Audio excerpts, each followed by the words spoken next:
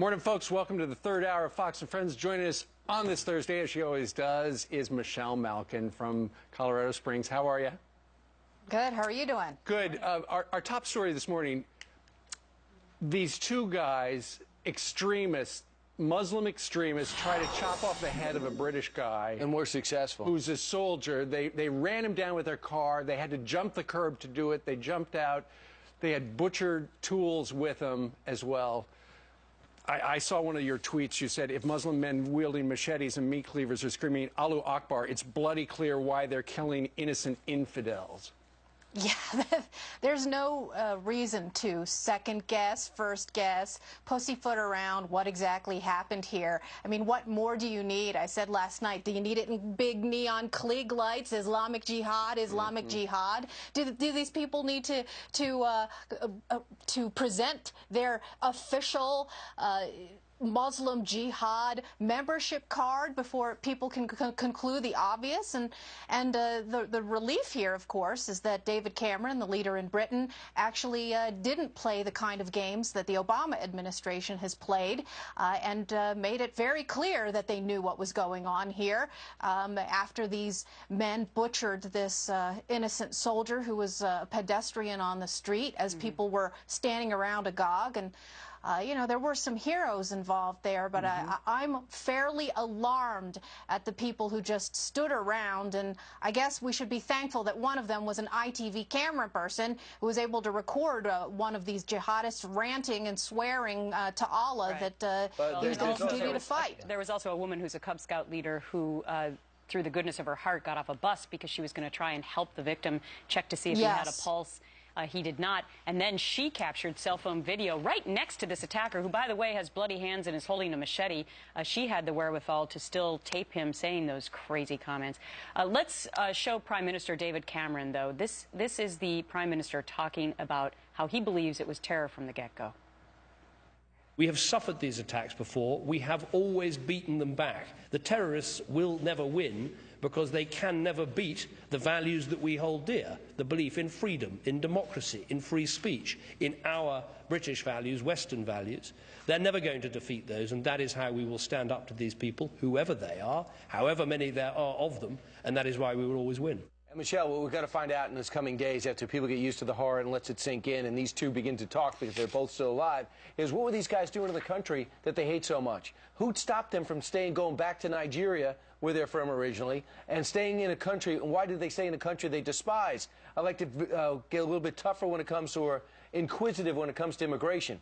The other thing I think it's important to bring up, you talk to so many people in the military, what do they say? Don't debate on whether Iraq or Afghanistan is the right war. Know that the people we're fighting want to kill us. And when we stop fighting them there, they start coming here. And guess what? Slowly we stop fighting them there, and guess what? They're coming here.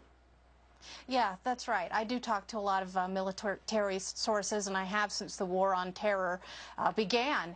And it is extremely frustrating because they're putting their lives on the line, on the front line, and then whether it's the British government or our government or Western civilization, what's happening, of course, is that there has been a retreat. Certainly there has been in our country as Washington contemplates looser, laxer immigration policies that helped breed 9/11 in the first place. And in Britain, of course, it's been notorious that they've had not only lax asylum policies, but lax deportation policies, too. I mean, they've had these people who march around in the squares there, exercising their free speech rights to tell people to behead all infidels who insult them. Do you remember during the 2006 Muhammad cartoons that happened? And, of course, here's this one of those jihadists who was taped yesterday ranting on the streets, quoting chapter and verse, surah and verse from the Quran, the justification for beheading an innocent soldier there. And, of course, they've targeted civilians as well. And so it's great that the Prime Minister comes right out and says, look, it's terrorism. Let's talk about the Department of Justice, because it's another big, huge case. They seized the phone records for Fox News phone numbers and for James Rosen, the reporter, our reporter, his parents who live in Staten Island. So now the judge has come forward and apologized for the lag in unsealing the documents in this so-called leak case. But what do you make of that? I mean, could it have been that somehow this has to do with the election that happened last year, and now we're just suddenly learning about all of this? It's certainly reasonable for people in this atmosphere, this culture of intimidation, this culture of stonewalling and obstruction and secrecy, to come to that conclusion. But I think you have to know a little bit about the history of the judge in this case, Royce Lamberth. He's certainly no moonbat left-winger. He was a Reagan appointee, and he actually had a reputation among the left. They hate him. They consider him a Clinton basher because he had ruled several times and fined the Clinton administration, Hillary Clinton, other Clinton appointees, Bruce Babbitt, for their subversion of the rule of law. I think in this particular case, it just was very unfortunate that there were what he called administrative errors that led to the failure to the disclosure of these documents, which he had promised to make public in November 2011. Yeah, a while back. Also, it's interesting, and we've had the judges talked about this, and Peter Johnson's talked about it as well. To get the judge to sign off, an FBI agent and the U.S. attorney had to concoct this story that James Rosen was a flight risk. He was a co-conspirator, a criminal in effect, to get him to sign it.